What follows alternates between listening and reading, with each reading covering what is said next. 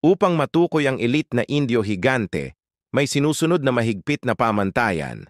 Ang mga tandang ngayon ay dapat may taas na higit sa 1 metro at 5 sentimetro, ngunit sa amin, ginagamit namin bilang breeders ang mga hindi bababa sa 1 metro at 10 sentimetro dahil mas advanced ang aming lahi. Hindi lang taas ang tinitingnan, kundi pati ang kabuuang istruktura, ulo, leeg, likod, katawan, at tindig.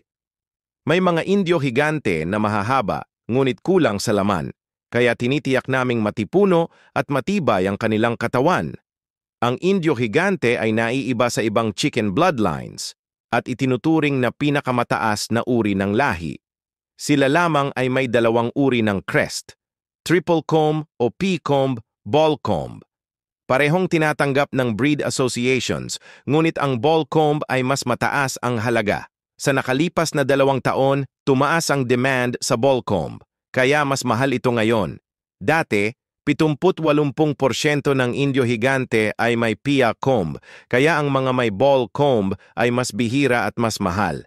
Bukod sa crest, ang presyo ay naaapektuhan din ng lineage at physical traits, tulad ng hugis ng ulo, lakas ng katawan, laki ng binti, haba ng katawan,